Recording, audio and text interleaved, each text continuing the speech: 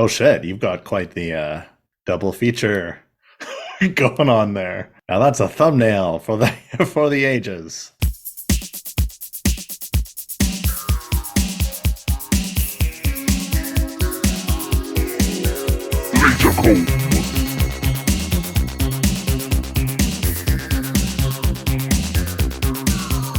Welcome, listeners, to episode 59 of the Laser Comb Podcast, the podcast where two 90s kids comb through classic television with a fine-toothed laser.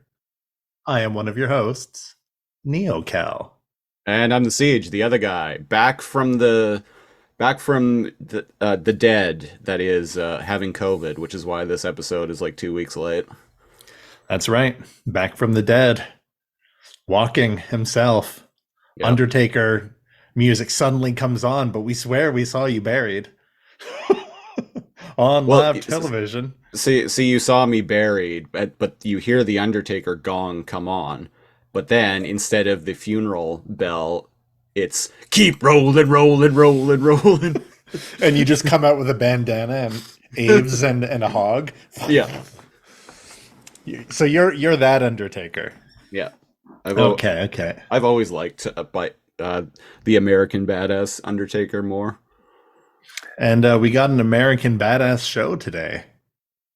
Yes, we are reviewing the 14th episode overall of a little show called Scooby-Doo Mystery Incorporated.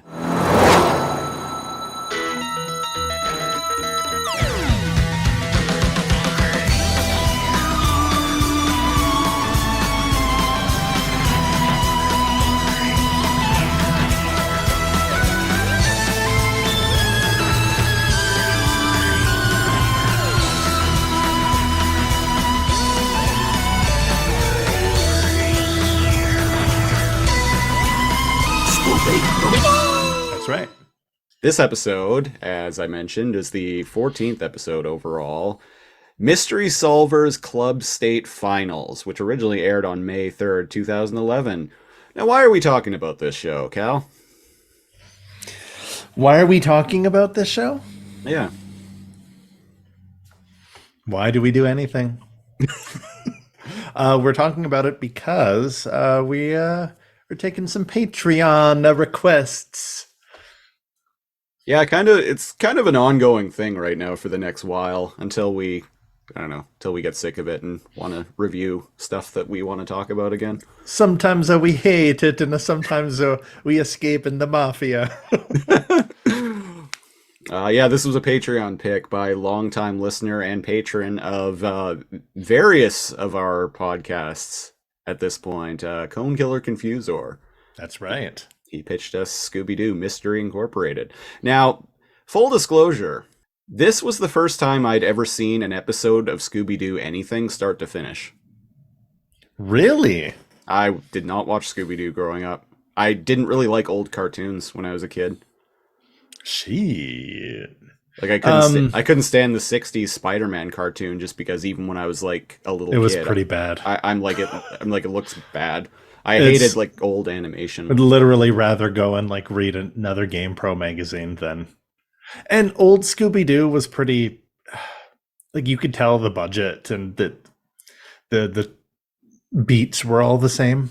That's something every single time. That's something I actually want to get into talking about a little bit. Okay. But I would watch it, but it was like one of those things where if nothing else was on, or right, a sibling or something wanted to watch it. But yeah, Scooby-Doo definitely picked up with its different iterations along the years. Many iterations over the years. Many. Including some live action movies. And a couple recent CGI movies, I believe. I think they were called Scoob with an exclamation mark. Shit. Yeah, I think they were released to straight to streaming. Yeah, even a recent Scooby-Doo show that doesn't have Scooby on it. Yeah, so Velma, I was reading yesterday, actually, that apparently a second season is in the works, so we're not going to get to talk about it yet. Oh, gosh. Oh, darn. Oh, gosh, golly. So I don't know a ton about I don't know a ton about Scooby-Doo as a property, but what I wanted to talk about was Hanna-Barbera, Yeah.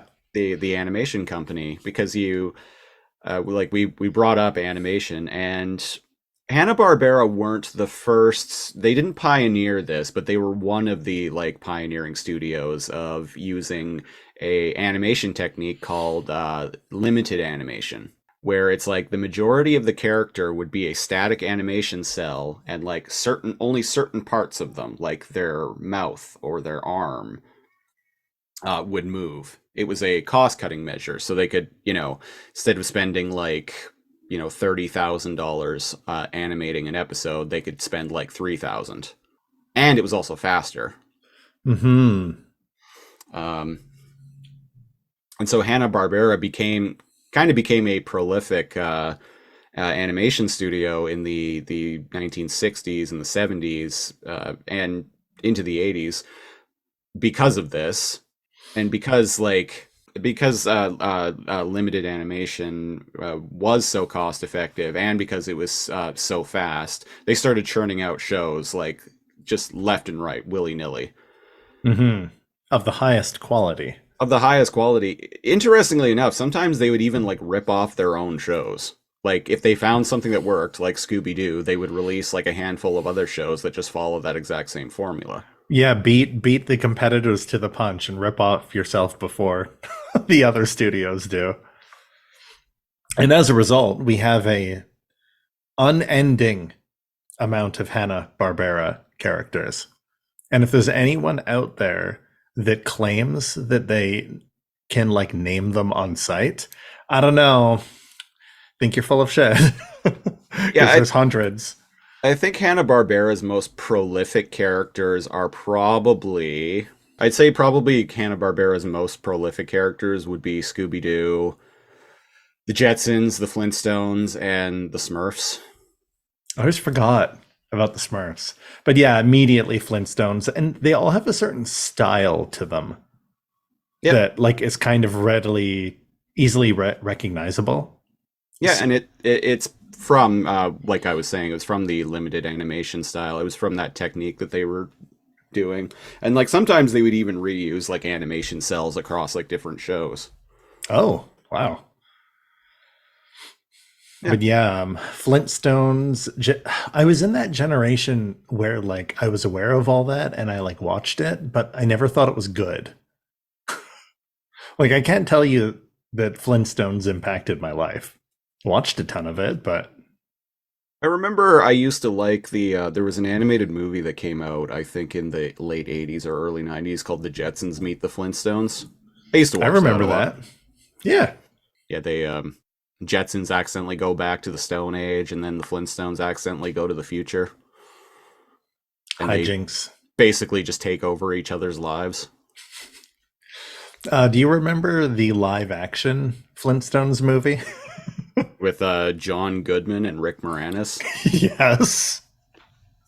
Oh man. It got a I sequel too that like none of the original cast returned for. I think it was called Viva Rock Vegas.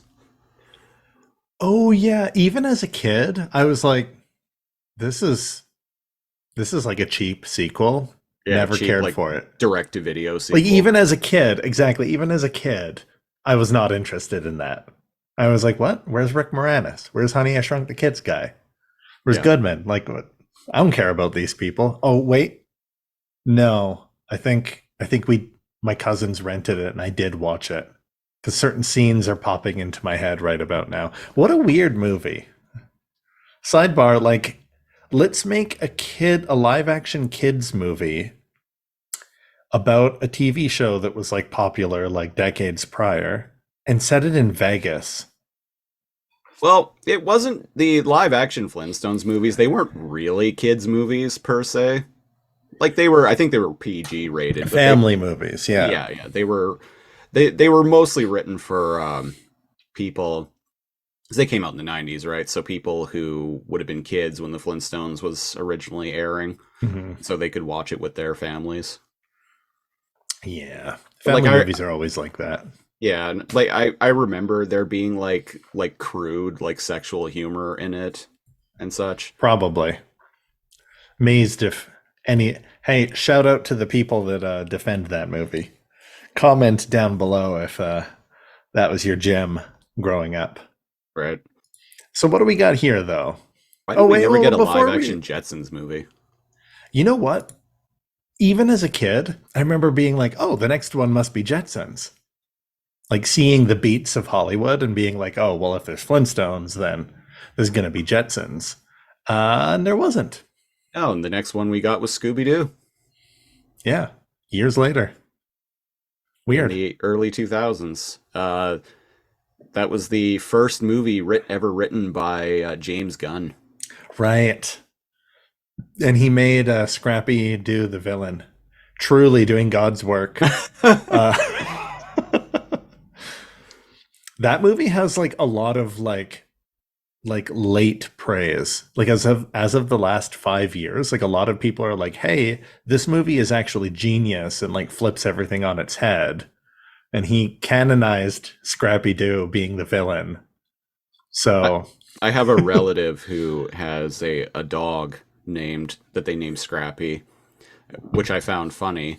And they're like, "Well, why is that funny?" I'm like, "You picked the character in Scooby Doo that everyone hates." yeah. And they were, and these people grew up watching Scooby Doo. They were completely dumbfounded by what I was saying. I'm like, Oh, they didn't know that no, was a character? no, they didn't know that he was reviled as a character. I'm like, I don't even have no familiarity with Scooby Doo. I just know through word of mouth that like Scrappy Doo is a very unpopular character. Yeah, absolutely. Even man, remember watching that and my another reason a certain sibling big red flags is yeah, I had a sibling that really liked Scrappy Doo, and that should have been a flag being like, well, wait a second. Anybody that really likes Scrappy Doo is something wrong with them. But luckily, we don't have a Scrappy Doo. We have more annoying characters in this episode. Yep.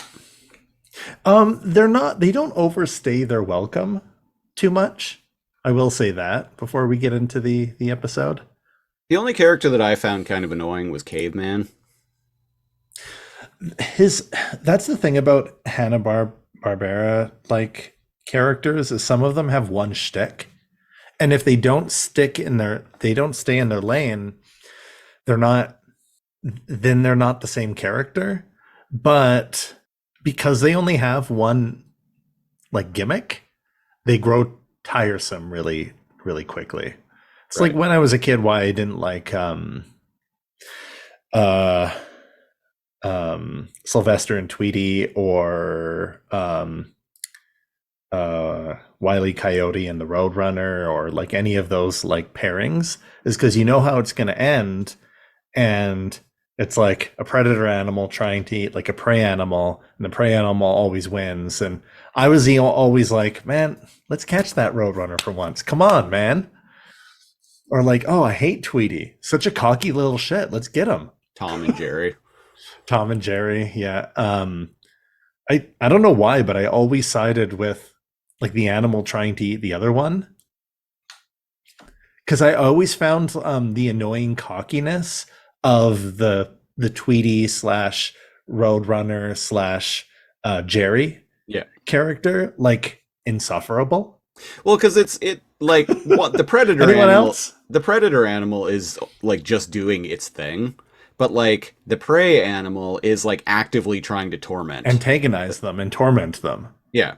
And it almost seems like the reason why the predator animal even wants to eat them is because they're a shithead. Right? Like they'd probably move on and go after something else that's easier to catch. Yeah.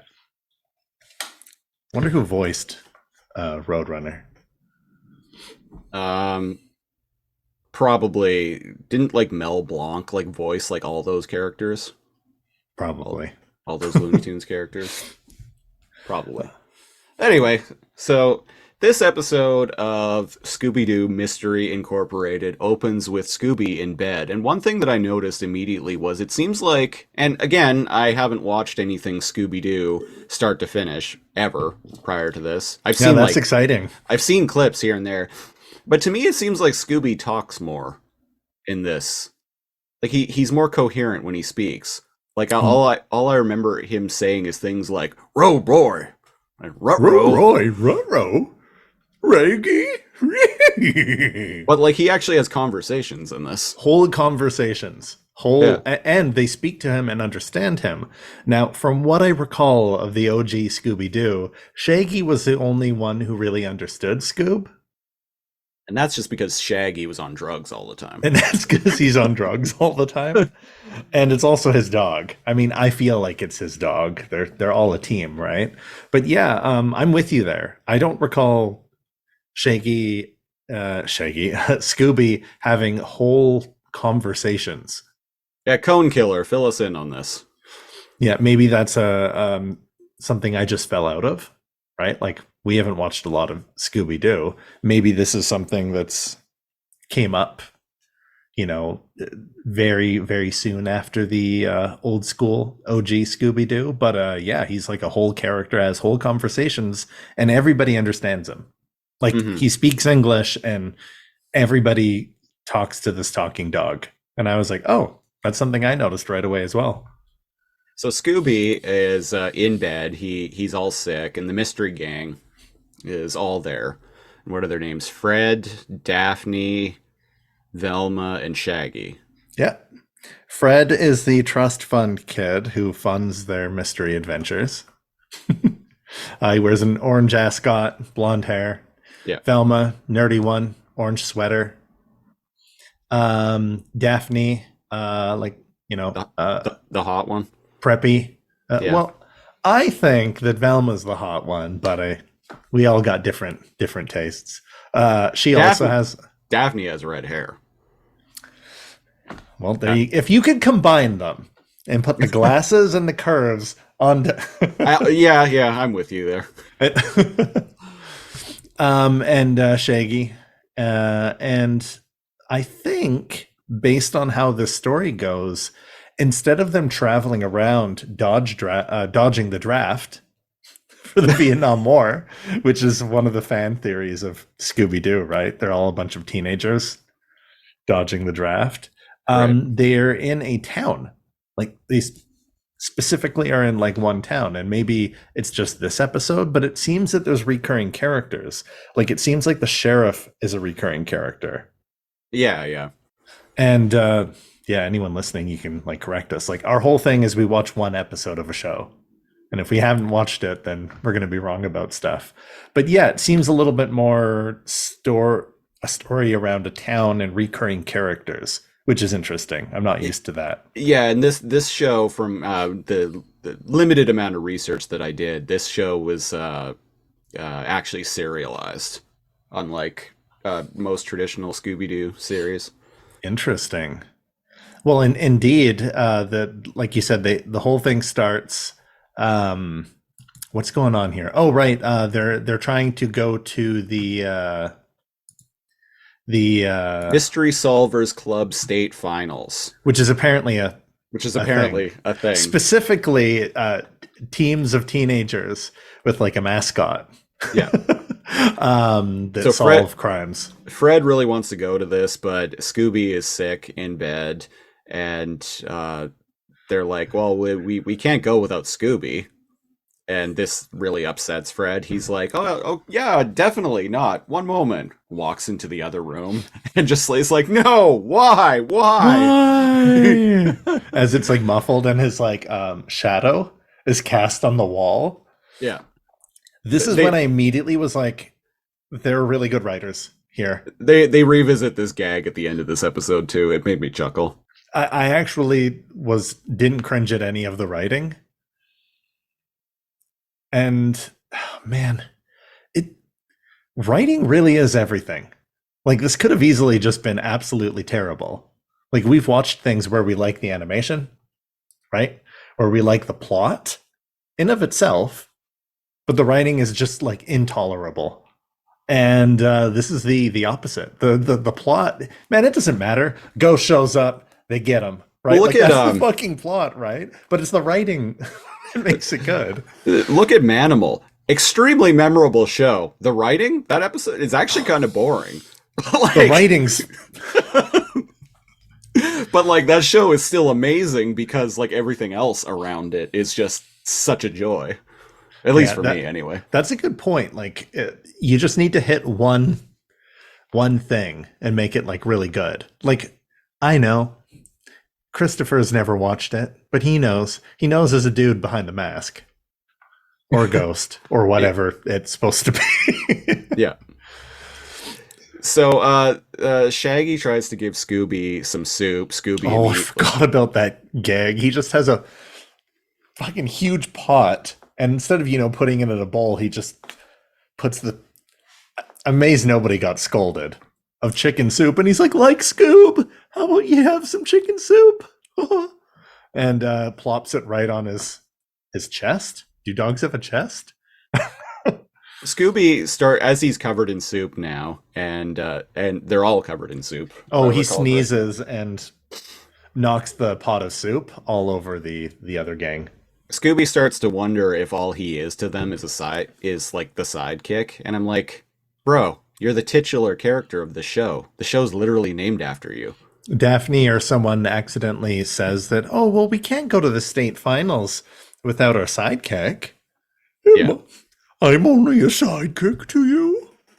And they're like, no. And I'm like, you guys mean mascot.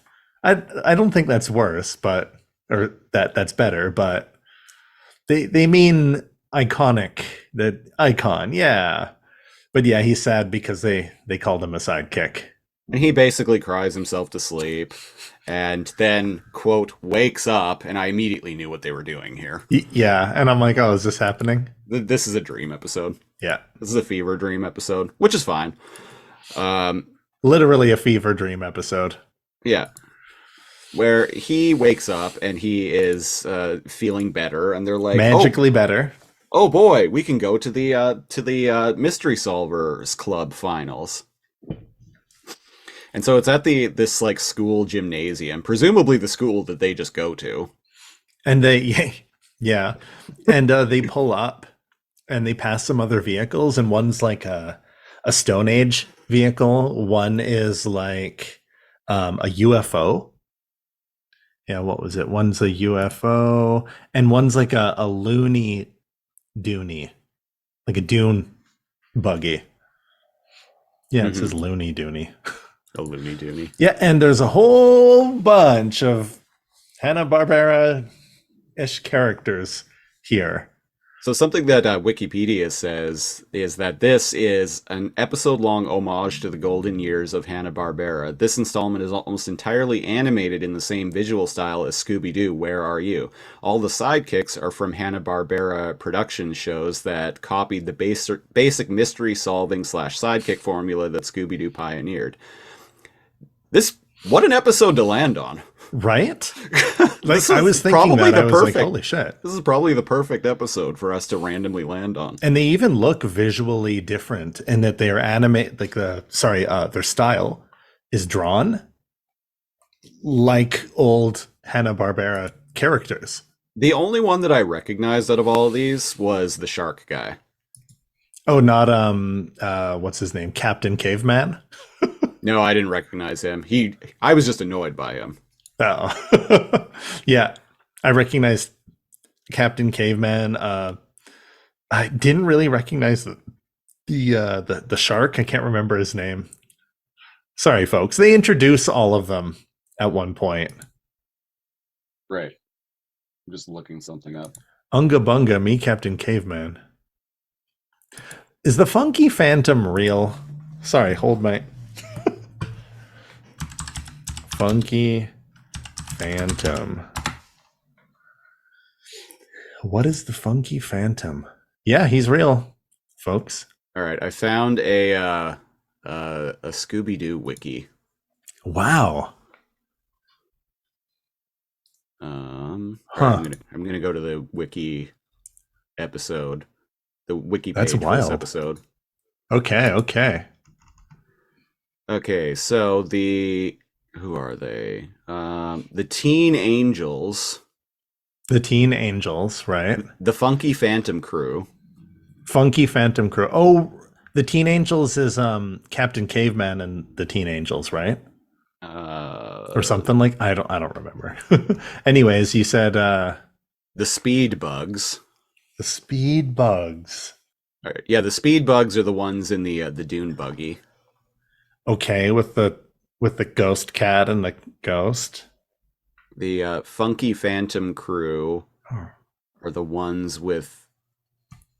They have a yeah, they're the ones with the ghost, obviously. Okay, so the Funky Phantom Crew are the ones that drive the Looney Dooney outside. But there is a Dune Racer character that talks inside. Okay, so the shark is called Jabberjaw, and he's Jabberjaw. from the Neptunes. It's a musical group of teens who have a talking, air-breathing shark as their mascot, who is also their drummer. Of course he is, having hands. I um I wondered how he was breathing, but then I was like, that's the least of the issues of realism on the but show. yeah. Also, the thing that I wonder is, did anyone actually watch these shows? Not well, clearly not us, as we were born in the 80s. That's true. Yeah. Actually, Funky Phantom. What is that? Original release, September 11th, 1971. Yeah, not us. Yeah, way before our time. Yeah. So we get introduced to the object of my affection in this episode, which is Principal Quinlan. Principal Quinlan is there are two women in this, and I don't know if they're recurring characters of the show, but there's Principal Quinlan. Yeah. And there's Angel Dynamite. Is she Yep. part of like the Teen Angels, or is she part of this show? All right. Who is Angel Dynamite? That could be the name of a show right there. Who is Angel Dynamite? Who is Angel Dynamite? I fucking really like that. Angel Dynamite was the alias slash alter ego used by a now adult Cassidy Williams, who had mysteriously disappeared along with the other members of the original Mystery Incorporated. What the? Huh? Oh. That's wild. Oh, yeah. Okay, there we go. We're learning things. So I'm going to assume, because she isn't whisked away, that she's part of like the town, like she's a recurring character. But yeah. You're a fan of the principal, and I might be a fan of Angel here. Principal Quinlan's got this like kind of like disheveled, like pigtail, like kind of messed hair and glasses, wears a Ponytail, messed hair, nervous. Clear has, by her own admission, like has no interest in being there or doing this, but like I can't even remember what she says, but it made me laugh. It was something like the school needed the money or something, right, to host the finals. because like I think it was Fred's dad like made like a big donation in order so they would host, and even though she doesn't want to be doing this, like the school needs the money, so here we are. And she's like, and afterwards there's going to be a party and refreshments DJ'd by Angel Dynamite. And it turns to her and she's like straight out of like she's got headphones. The antenna for the headphones is sticking out of her like afro. She's wearing like a tube top with like a ribbon tied in the middle. She looks like skirt. Something out of Jet Set Radio Future. Yeah. Or like an enemy slash ally that becomes your ally in Space Station. What was that rhythm game? Space Channel 5. Space Channel 5. Yeah. Right? I dig it. And a fiery demon shows up named Lord Infernicus, which to me sounds like the I love name of a that. guitarist in a black metal band. That's a good call. Lord Infernicus. Like look up like Norwegian like black metal bands. They always have like names like that. Amazing. Oh, Like Demonaz and Abath and Infernus and right, Shaggorath. right. Yeah, like One thing back, I'm really curious because we don't see it, what the competition would have been I know before I was kind Lord. of wondering about that. It's Like, like what do you how do you actually like compete? If anything, what Lord Infernicus is doing here is giving well, he's creating a competition, but he's kidnapping the contestants, see? which is what confused me. But I didn't mind because I this episode mostly focused on Scooby and the mascots and uh, principal lady, hot for teacher, and Angel Dynamite. Yeah, and I like that because we'll all the other episodes are probably about the other characters anyway, and And just that's a to good be song. That's a good song for the end of this episode. I got a bed, I got a bed, I got a bed. I'm hot for teacher. I'm hot for Angel Dynamite. Um, so what ends up I almost forgot. I have a little note here. I actually wrote some of the things down that I found really amusing. Um, Before the competition and Lord Infernicus shows up, Fred stands up and he's like, "That's right, and my dad's the mayor, so you guys shouldn't even bother." And I'm like, "Fuck you, dude!"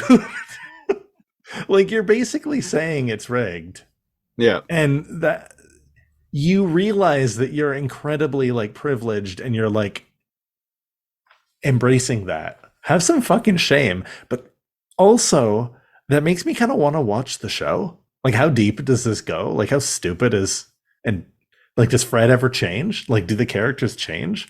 I don't know. It piqued my interest that he's that bold about stating something like that.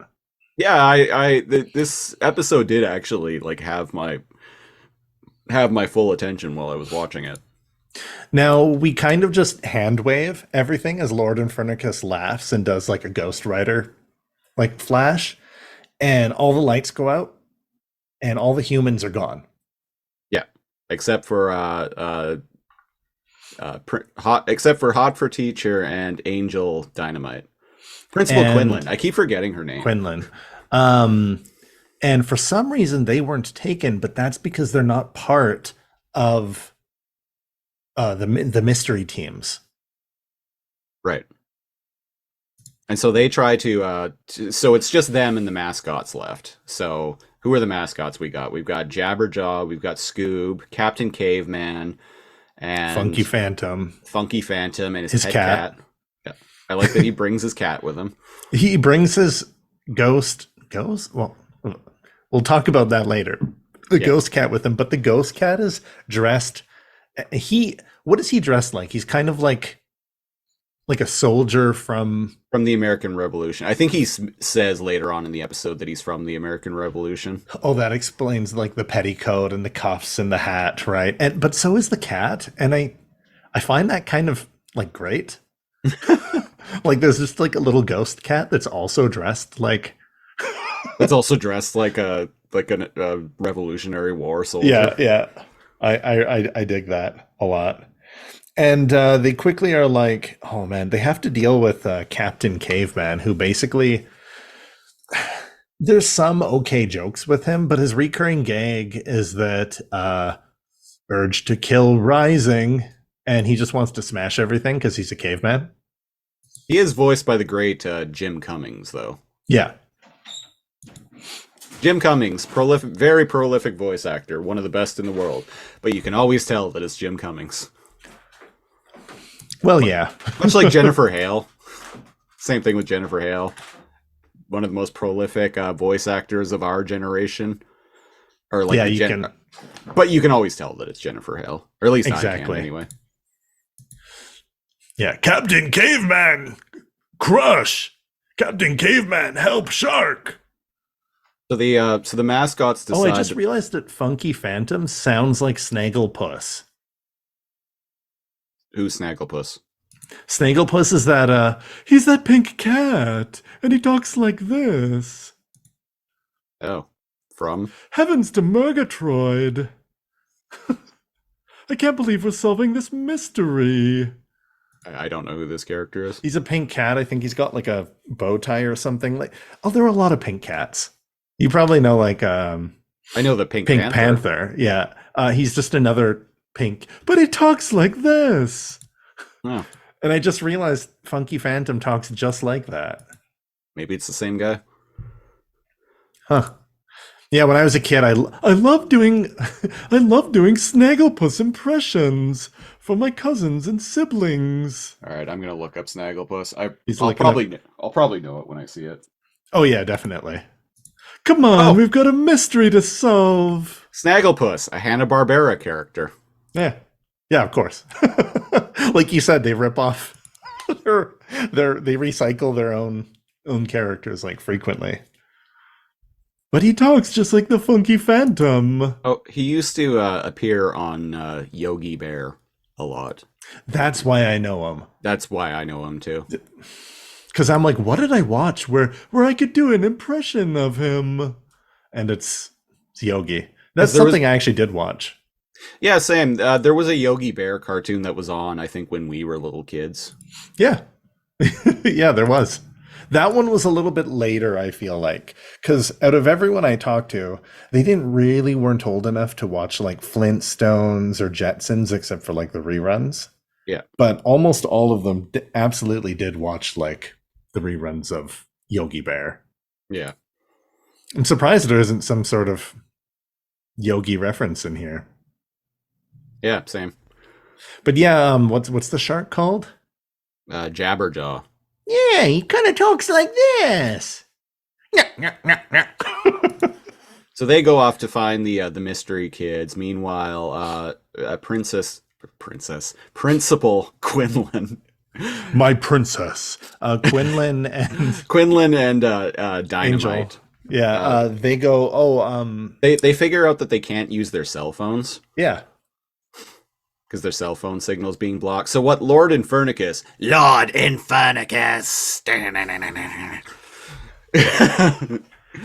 what Lord Infernicus says is that there's a mystery to be solved, and they have until midnight to solve it. No communication, no electronics devices. Yeah, And I'm like, oh, weird rules, bro. And so in my head, I'm like, okay, so this is part of the mystery, like evaluation or finals. And then I'm like, but it's also a fever dream. Whatever. right. So Dynamite and Quinlan take Speed Buggy and like go up to the roof because there's like some Communication transmitter tower. yeah, there's a communication Yeah. tower up there. And so they get up Try there to fix it. and try to fix it, and they figure out that there's like some like jamming thing, like blocking the signal. And I like how Angel Dynamite like opens it up, and it looks like she's gonna like try and like start hacking it or something like that, but then she just hits it and breaks it. That was pretty funny. Like you're thinking like time to hack. Yeah. And then she's just like, nope, smash. And I like it when they're going away. Shaggy's like, well, what about us? What do we do? And Angel Dynamite's like, you're a dog. You figure it out. And I'm like,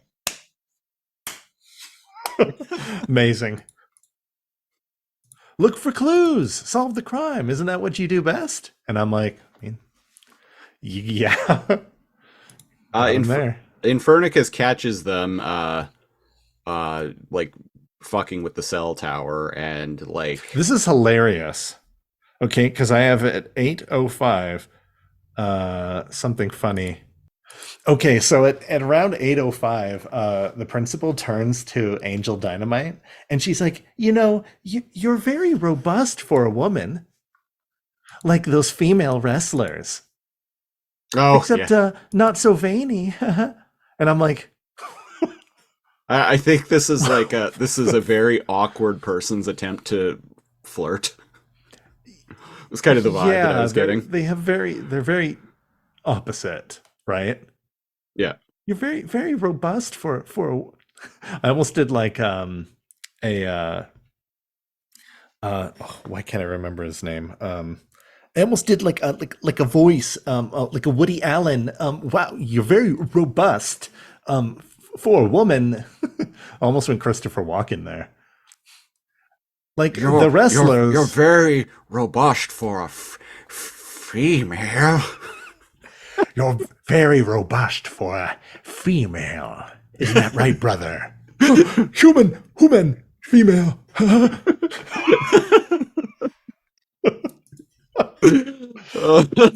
Except your arms aren't as veiny as the athletes on TV.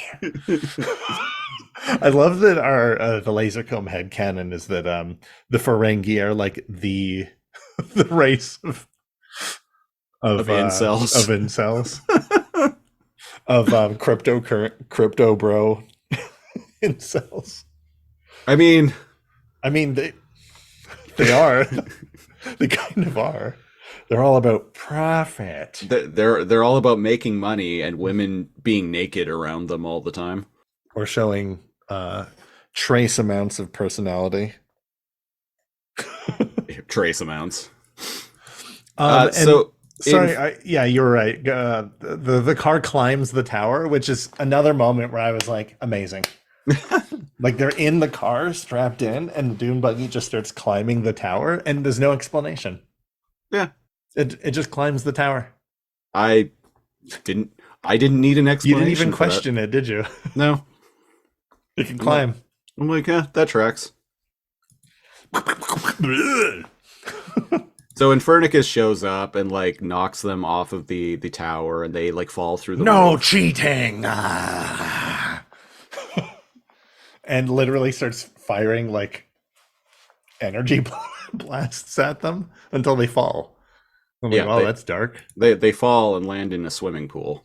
Right, they crash through the ceiling of the school and they fall in the school pool.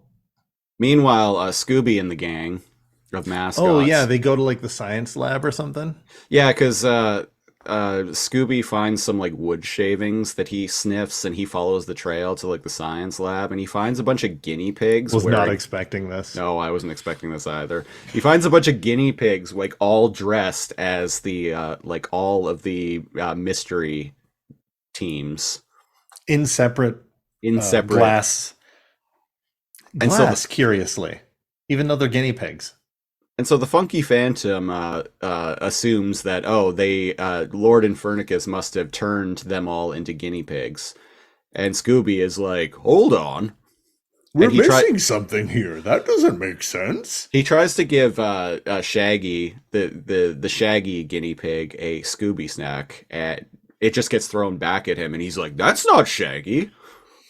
Shaggy would never, never refuse a Scooby snack.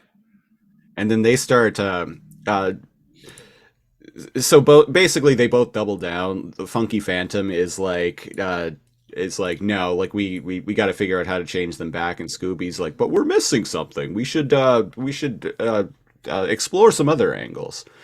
And the Funky And Phantom immediately I'm like, the Funky Phantom is like, I'm from the American Revolutionary War. Like I'm centuries old.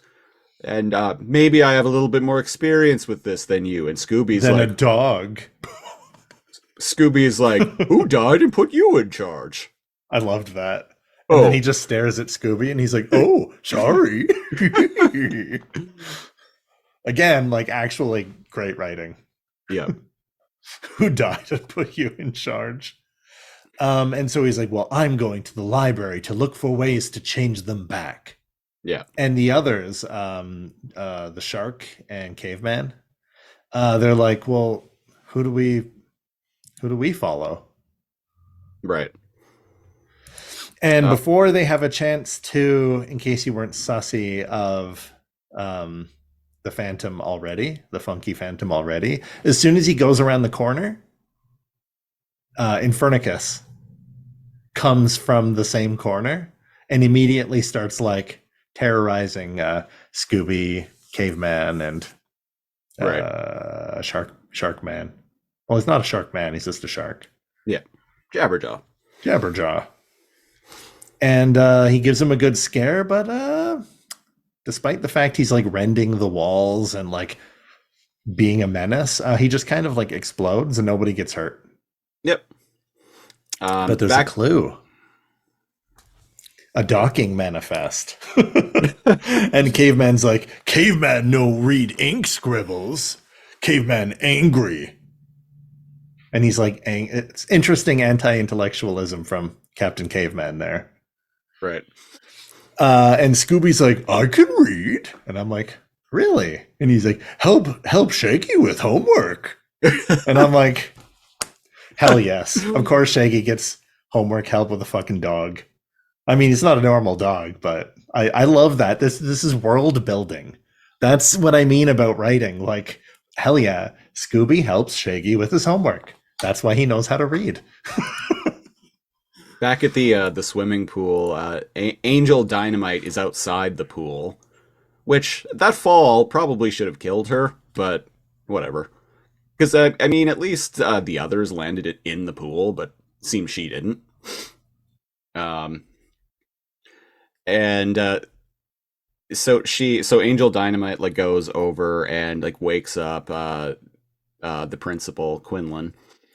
Right, because they're kind of knocked out. Yeah. They're wet. And we get the shot that's going to be the show art for the episode. Yeah. Which I'm something for everyone, I'm just saying. But Dune Buggy is at the bottom of the swimming pool, and they're like, "Oh, well, he's too heavy to lift out of there." Oddly morbid. Yeah, the lifeless, like the Dune Buggy character, just like lying upside down the bottom of the pool.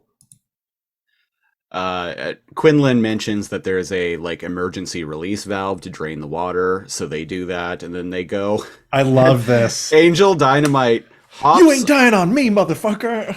Hops onto Dune Buggy, who is upside down, and starts performing CPR on him. And it's like, and she yells to Quinlan, "Quick, give him like mouth to mouth, give him air." And she's like, "But there's no mouth." God damn it, woman, just blow. God damn it, woman, just blow. And so she goes up to like the grill, and she's like, "Okay," and she just goes and like tries to blow air into it, and wouldn't you know it, from both of their efforts, spits up water, covers Quinlan in water, and yeah, Buggy's alive. Buggy's alive. And then a very weird moment of self-realization happens, where Quinlan suddenly is so psyched because they just saved a life.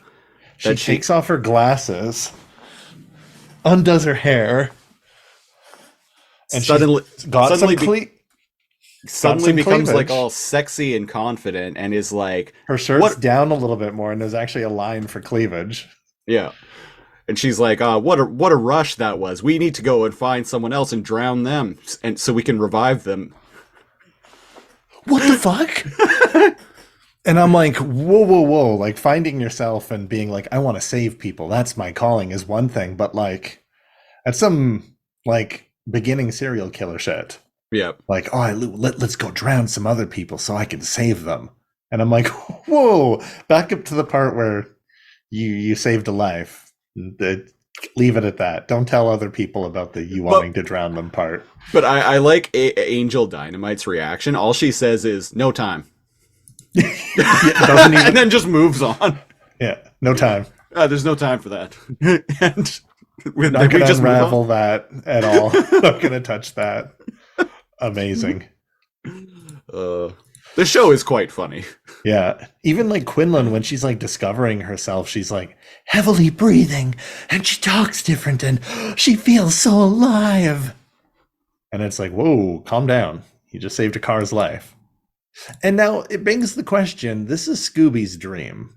Yeah. I just want to say. So, is this... Sorry, 1 second here. Is Zoom working? Come back, Zoom. You can do it. There we go. Is Scooby attracted to women? Like he's dreaming this. Like does Yeah. he has an asphyxiation like kink? Uh, Like because he's dreaming these side scenes. right. We know he appreciates the booty. He is a dog. Uh, I'm trying to unravel the psyche of Scooby-Doo here. I think it's just best to go with it and not ask questions. Just go with it. Yeah. There's no time. And no time. So what ends up happening, they all meet back up, right? Yeah. And they're all driving on the dune buggy, and they still have the guinea pigs, just in case they need to save them somehow, which is hilarious to me. Because Jabberjaw's been carrying them. Like all of... And so they chase down Infernicus, who is using the, I guess, the shipping manifest. Right, the shipping manifest was Scoob's like clue that he had found. They go to the office briefly because I can't remember what it says, but I found the shipping manifest kind of funny because it was like it was like arrival time, like pretty soon or something like that. It was just right. like it didn't read like an actual like shipping manifest would.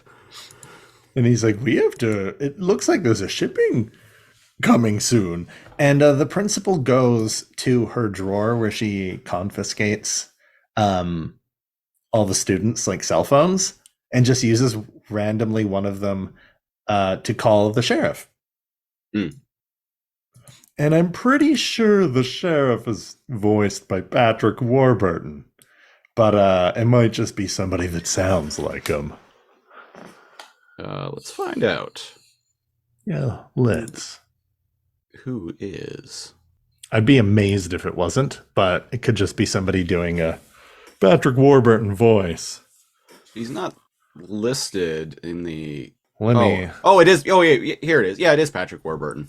Course, Sheriff yeah. Bronson Stone. Sheriff Bronson? Interesting name. I wonder how many characters he... I completely missed this scene. I don't know what happened.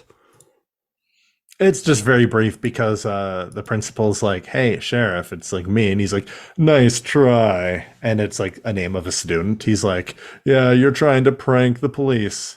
Again, haha, very funny. Next thing you'll ask me is if my refrigerator's running. And he like hangs up and they're like, shit, well, we're getting no help from the police. We gotta handle this ourselves. Yeah. And so they chase down Lord Infernicus, who's driving like a semi-truck. I love that so much. They just chase him down and homie's just driving a truck. Yeah, a guy like made of fire, engulfed in flames. Skeleton hands, skull face. It's just driving a truck. And there's a scene where it shows him look in the rearview mirror. And I almost expected him to be like, ah, shit. Like he's just a dude driving. Yeah. And in the back of the truck is in the back of the truck are a whole bunch of shipping crates. Yeah. And inside those are the missing mystery kids, which he was going to because they end up catching him. There's a Fast and Furious scene. Yeah. There's like a chase scene. They end up catching him, and he reveals that he was planning on shipping them off to Africa, where mystery teams are in high demand right now. Yeah, so when they open the back of the crate, they stop him, right?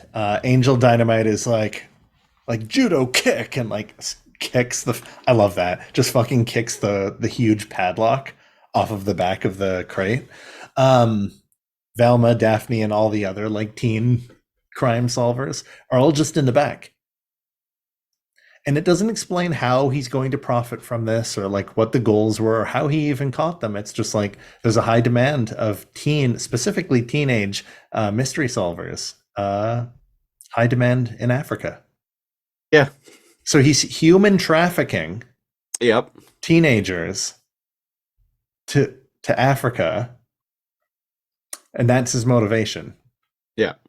And they pull off the Infernicus's mask, and it's the ghost. It's the Funky It's Phantom. the Funky Phantom. And then they pull that mask off, and it turns out that he is just an actor. Yeah, And and he's just an actor, and he speaks like this. a classically trained thespian, I believe is what he actually refers to himself A as. classically trained thespian, and it's revealed that he it's he is the Funky Phantom, but he was never a ghost. Yeah. He was laying low, and somebody told him about a clock where he could just crash on for free, and he was just like pretending to be a ghost. That's some ruse to be able What to a ruse. to be able to pull it off. And apparently he pulled the same ruse over his cat as well, because I think his cat actually is a ghost. Yeah, because the cat like rolls his sleeves up and he's like, "You've been lying to me, bub," or something like that, and like tackles him, and like cat attacks his face, and I'm like, there's a lot to unravel here. And apparently he his plan's so elaborate. The gerbils were just were designed to be a distraction, and he red even herring. He even like sewed like their like clothing to make I it love that. to make it look exactly like when did he have the time? Using like the same like vintage cloth to he make specifies that. Yeah, he does, yeah, to make the clothing to make them look like the members of the mystery teams. All of them. Yeah. In painstaking detail. I'm like, you're in the wrong trade. My dude, human trafficking? Dude, you know how much those could sell for on Etsy? Right? And it's such a pain. And then he goes into grueling detail about the mirrors, the what do they call fiery effects?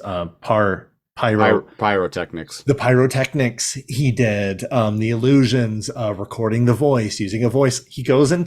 So this guy's basically motherfucking Mysterio. This guy's Mysterio. And it's like, you could do so much for the world, but instead you're a serious actor. That's also a human trafficker? That's also involved in human trafficking. You're going away for a long time, buddy. But then it's revealed Scoob just kind of wakes up in his bed, man. And he's like, "Oh, how's it going? How's it going, little furry dude? Reggie? Relma? Red? Raffney? What are you doing here?" What about the club state finals? Oh, we blew that off. We couldn't do that without you. And Fred's like, that's right. That's right. We would never leave. You're a team member. We would never do it without me. One moment. And he goes out of the room, like starts losing his shit again. No, why me? And then Daphne reveals, oh, and besides, we told like the facilitator that you were sick and like we couldn't make it, and he wanted all the teams present, so they just postponed. But we haven't told Fred. And I'm like, I like this. We're establishing relationships here. So the actor guy who was the Funky Phantom shows up. Right. The actor shows up, but he's flesh colored. Yeah, who's there for some reason. The chairman, right? Yeah, he's the chairman of the state finals. And he's the human version of Funky Phantom, but he's wearing like a suit. And he's like, "Hello, it's so nice to meet you. I'm the chairman of the state finals. We would never run it without the one and only Scooby-Doo." And he's like, "You seem familiar." And I'm like, "Yeah, he does." Little sus. Little sus. And he's like, "But I had a dream, and you were there, and you were there. And so were you. And so were you." And they point to some toys, some merch, if you will, on the counter, and they're like, "Well, it sounds like it was all a dream, Scoob." And there's a a jabber. What's this guy shark's name? I don't know why I never remember that. Jabberjaw. Jabberjaw. Jabberjaw there. The Caveman. rest of the Captain Caveman, right?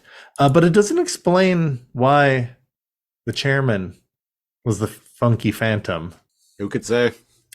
Who could say? But yeah, they get to go after all. And now I'm very curious about what these mystery solving state finals would be. But yeah, the whole thing was a dream. Yeah, The it whole was thing all was a dream of a dog who has interesting sexual frustrations involving like Angel Dynamite and the principal of the school. Like, there's a lot to unravel here. Mm-hmm. Particularly the principal. And that's the episode. That is the episode. Before we go on, is there any tidbits, anything you want to unravel or talk about that we missed or touched on? Uh, well, I discovered through doing my legitimate journalism that this is the only episode that Principal Quinlan appears in, unfortunately. So they just had her in here as some odd sex dream of a dog. Yep. Interesting. Like, is that even the principal? There's a lot to unravel there. Like, he likes women discovering things for themselves. Sure. Why not? Yeah, let's go with that. That's the safest bet. Here on, oh man, no more well, I guess we can't keep. Well, actually, Christopher Siege, you just caught a random episode of Scooby-Doo Mystery Incorporated, the one episode with Principal Quinlan, who only shows up in this episode. But given that, would you still tune in next week? I would not.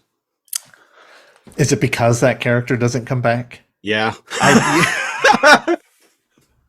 That's fair. That's fair. This cartoon principal, this awkward cartoon principal, like defeated principal chick, like really did it for me. Yeah. No, this is kind of an anomaly in that I thoroughly enjoyed what I watched, but I still probably wouldn't watch it again. I'd watch this episode again. And I did buy it on iTunes. And pause it at certain moments, which may or may not be the thumbnail for this episode. Exactly. But so what you're saying is you have experienced all that Mystery Incorporated has to offer. You feel like you've had a crash course. I would like to think so. Yes. Entertaining episode. The villain's name being something out of a black metal band is hilarious. That's pretty good. The ridiculousness, the one of a cartoon card like being on the brink of death, and they perform CPR on it. That they perform CPR. The implication, not even implication, the human trafficking Shakespearean actor. That is bananas, man. This is not like the shit we had as kids. I mean, we had things like Dinobot dying, so right. Also incredibly like deep, but not like sexually awakened like asphyxiation like mistresses. That were actually a dog dream. But that being said, it's like the animation I like, the writing I like, the jokes, everything I like, but it still is paint by numbers Scooby-Doo, and I feel as strongly about watching another episode of Scooby-Doo now as I do back when I was a kid. So I don't think I would tune in next week either, but that's not because the show isn't good, just it is very much hijink characters. Something bad happens, they find the bad guy, they unmask him, everything ends up okay. And I'm an adult now, right? Like, I think this is actually probably one of the only examples of us landing on the best possible episode that we could have. It's a yeah, fever dream. It's completely it's a fever standalone. dream. It's standalone. It There's hot character. principle. Yeah. um, uh, Cameo or appearances by other Hanna-Barbera Oh, right. characters. Yeah. Like this, this I is the think best possible episode that we could have landed on. I think that's right. Oh, I think when we were doing anime month, we landed on like a story medley. When we did Kino's Journey, it was Oh like yeah, three like little like dissections of almost like a flashback like right. episode, but that's rare. Uh, yeah, Usually we had to watch usually the 321 opposite. Penguins.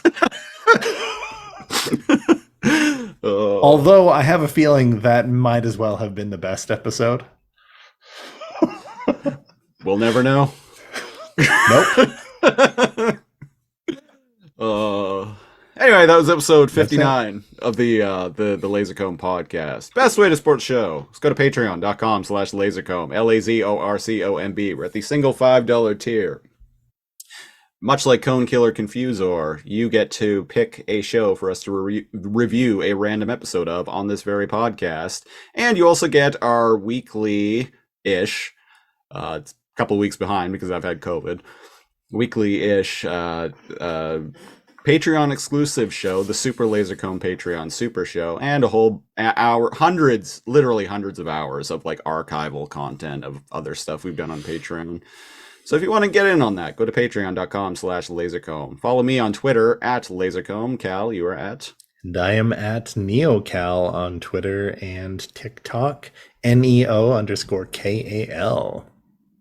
We will be back next week with something a little unprecedented on the Lasercomb podcast thus far, and that's why I'm going with this one, because for the first time ever, we had two patrons request the same show. No. Yep. No. Yep. So both longtime patron and listener Lewis, Yeah. and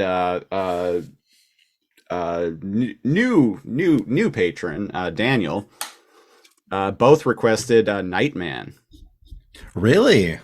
And indeed, Daniel, if you're listening, after we do Nightman, we'll do another pick from you. I just wanted to do Nightman next week because this is the first time like we've ever gotten the request for the same show from two different patrons. So let's figure out how many episodes Nightman has. Why does this look familiar?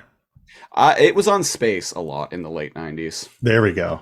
Anyone listening to us knows that we're Space big. being a Canadian channel. Yeah.